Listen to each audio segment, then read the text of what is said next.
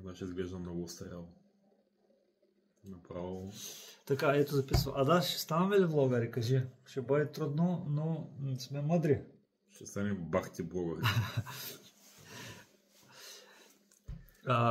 От първите видяши за 97 година, началото. Изглеждам с около 25 години по-млад. 97 година, много силна година беше, много хубава сливова реколта. Да се направим, направо да почваме да се направим едно видео сега, искаш ли? Не. Много хубава реколта. Аз ще задам, може ти да си интервюраш ти или аз, или просто един друг? Да се изтренираме. Какво стана 97 година, помниш ли? 97 с тези запознахме на обръщалото в Сливен. Ти беше с едни скъсани дънки и така с обръсната глава. И току-що беше завършил нещо. Училище. Основно образование. Да. Аз бях ученик и на обръщалото и ти стоеше на един тротуар, на бордюр. На обръщалото от към Ишеренския изход. Да. Съгласен съм. Това беше преди събора на дружеството. Имах едно черно тефтерче, малко. Ти си... Скоро го гледах някъде, като се хвърля на лицата кашоните. Трябва да го отворя да видя какво пише вътре. И тогава бях изумен, защото такъв човек като тебе не бях виждал. Хем с външен вид, нали, ти беше наполовина запалянко, наполовина метал. Нещо такова. Нали? Ти беше с кожени маратонки и ромика, мисля. С много изтъркани подметки. Помниш ли? И като беше по скалите се хлъзгаше и аз всеки момент си казах, то ще падне и ще се прибие тук от някой скала. Да. И ние се качихме с лифта. Ти се качи по хайдушката пътека и дойде по същото време някъде като нас. Нищо не съм се качил и аз лифта, не съм мога пари. Сигурно да спестиш. Да. Ама ти искаш да ни покажеш колко бързо се качваш според мен. И аз това се притеснявам към този човек, как се хлъзга по тия скали. Сега къде се юрна. Какъв човек, аз съм бил на 15 години. Помниш ли тия маратонки? Аз имах няколко такива подбета. Ромика, аз нали? си купувах всяка година, те се скъсваха, защото бяха по-евтини. Имаше и Адидас, ма те бяха по-евтини. Ромиката си беше класика, сега ако намерил ромика и ще се взема. Това е било 97, а те излязаха 3-4 години преди това. 92-та нямаше, имаш само едни турски, които бяха късаха се за един месец. Нямам толкова ран, не спомня. Да. Помня 94-та световното. Както да е, по същество. Добре,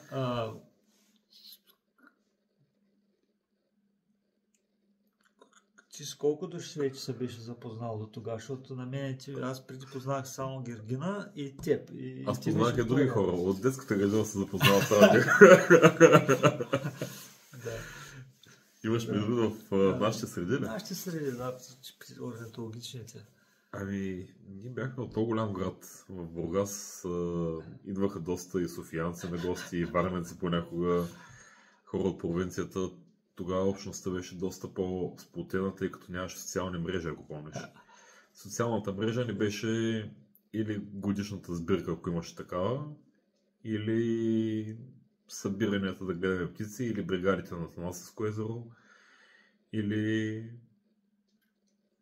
писмата. Писмата бяха много важни. Ние след тази среща почнахме да се пишем с тебе хартиени писма. Да, ти си май единствения човек, с който съм се писал. Ще пазя някакви хартиени писма.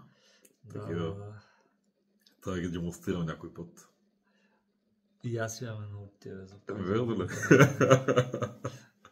И си говорихме по телефона там, това за шайбата. Да. Бажах ти са, ако беше 056 Бургас, нали? Дори до преди няколко години ти помнях номера. 7962. Те му ще имаше девятка със сигурност в него. Да, 7962 беше. Да, имах, значи, ние помняхме, тогава номерата си ги помняхме на приятелите, не бяха толкова много. Но обикновено всеки знаеше по 10 на 20 номера поне и ти беше един от тия номера, които знам. Много, аз всяко почна да разправям колко бях впечатлен от твоите знания, Бургас, нали ти тотално различна ориентофална там. Обаче, значи, ние сега това го експериментираме, не сме се разположили, нали, ние като не съм се настроил психически като за дълго такова. Хубаво е да го оставиш за да. ще почна да правиш дълги блогове, като станеш супер известен сега. Това си го правим да се огледаме след 2 години и си казваме, и гледай, какви яки блогове бяхме. Бахте тигрите. Тигър, да, тигър е много ключов живот. Ние само докосваме повърхността, това само за 97-ма. Помниш ли, че на тебе... Ние за да изговорим, само да изговорим 97-ма, трябва 2 часа разговор да направим, 3. Точно. И помниш ли колко важен беше тигъра за тебе? Ти си мечтаеше да се занимаваш с тигри. Още не е късно. Да. Но виртуално. Що виртуално? Те тигри има и в Турция, май. Не бях ли видяли? Или в Иран? През една държава. Много краткосрочен план не виждам тигър. В Русия има тигри. Тя идва все по-близо Русия, следователно и тигрите може би ще дойдат. Те сега ще правят реинтродукция в Казахстан, майче. Видя ли? На тигър? Не тигър. Да. Толкова ли си? Покрай Балшах някъде, някакъв по-безлюден район, имало много елени, имало пасища, имало хубави местообитания и там ще правят май такъв експеримент. Те нали в България искаха да пускат тигър? Не тигър, лов. Не знам за България. Имаше някакви намеси в 90-те години среда. Тогава хората обичаха много такива екстравагантни неща. И един от колегите обсъждаше потенциала за връщане на лова в България. Но виж, тия влогове, тия разговори, трябва все пак малко да има програмка предварително. Абсолютно. Или поне да имаш опит, тъй като ние това примерно хубаво да се го изгледаме после и да можем да осъзнаем какво, къде, как правим. Но все пак това е начало. Разбираш, ето виж, правиш е така так и това следва. Всяко става. Как ще го правим? Так. То сега следим. Чай се, а как се спираше? Така ли беше? Да, спря. Казваш му стига. Той ще някой, аз въобще не знае, че ще стане. Може ли да пробва пак? Ще да вместиш. Да това. Стоп. Готово. Къде отиде? Добре, Дач, хайде си дадем няколко така по-силни въпроса. Усвояваме нова технология. Няколко, Дач, така, ние сме видни орнитолози с тебе. Така... Ти си виден орнитолог, Дач, аз съм аматьор. Ти си от по-легендарните, ти си като Крали Марко малко. Да, всички знаят, че е минал там, обаче никой не го е виждал. Помниш ли едно от най-важните, тогава най-специфичните ми качества преди, беше да се появявам навсякъде, където мога. Беше чувство, че по няколко места едновременно. Така беше, сега ти се даш така. Имам един невероятен спомен с тебе. Аз за тебе, ако почна да говоря, знаеш колко дълго мога да говоря. Реално ти си изиграл голяма роля в живота на Даш. Реално ти си първия приятел в орнитологията. Нали? Гергина, тя е друга категория. Тя не с нея запознаваме с него. Тя е първият човек. Реално тя ми показва определителя на Таню. Там видях него определител за първи път нарисуван ястребов царски, както да е. Но примерно при тебе имаше голяма магия, беше това способността ти да пътешестваш и да се чувстваш от дома си навсякъде. Супер спокоен. Вероятно школата от годините като запалянко така много те е закалила. И това спокойствие просто. Твоето спокойствие и как можеш да пътуваш навсякъде. И винаги се чувстваше комфортно, каквото и да стане. Защото пътувах на стоп. Да. Сигурно така съм изглеждал. И даже по време ти викахме патриарха на Зданчо, лека му пръс. Патриарха на българския автостоп. Защото ти реално си научил, реално никой няма повече опит сигурно от тебе в стопа, в тези наши среди. И ти си вдъхновил много от тия хора да пътуват на стоп и да развиват повече свобода, реално по този начин. Дай сега един съществен въпрос към двамата. Първата птица, която си определил с определител. Аз нямах определител. Когато имаш вече. Когато имах трудно, сега тук ме заби. Много птици, ама сега първата, коя е? Аз спомням много добре моята. Намерих една птица ударена на пътя. Вече така умираща, но ударена и после се умря. И аз сега гледам тази птица, гледам, викам, каква е тази птица. Имам определител вече. И вкъп птицата в джоба, в къща това на село, на вечера. Сложих горе на балкона, на един лист и седна да определям. На вестник беше, мисля, че. И тя по това време, докато я определях, паразитите почнаха да бягат, смисъл по кошинките да се заминава, защото тя се умря. И рових в определителя, млада червеногръба сврачка.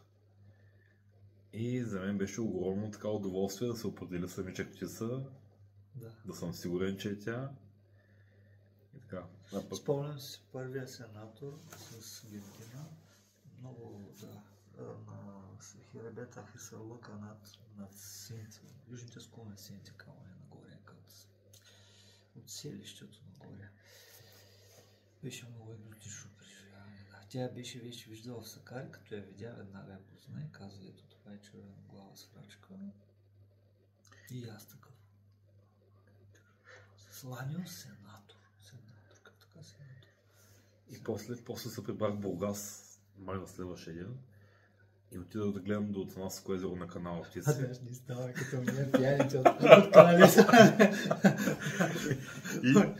И слушай сега, видях една птичка, видях задника на птичката замина в тръстиката. Викам, айде сега, определителя, голямата работа, сега ще определя. Отворих, рових, на нищо не прилича това нещо. Пак рових, пак търсих, ти нито знаеш къде да търсиш, нито знаеш на коя страница е тая птица, нито знаеш къде са водолюбиви, къде са грабливи, нищо не знаеш. И накрая се оказа воден дърдавец, крещалица. Да. И от тогава ми е една от най-любимите птички, крещалица. Да.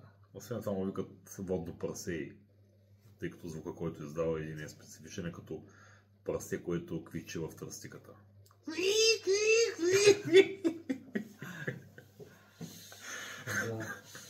Аз, с него така и никой не можа да се почувствам комфортен. Виждал съм го буквално 4-5 пъти. С мен или с крещалица? С крещалица. Защото по влажни зони много не съм ходил супер. Много рядко. Пък там има и тънкости, и тайни.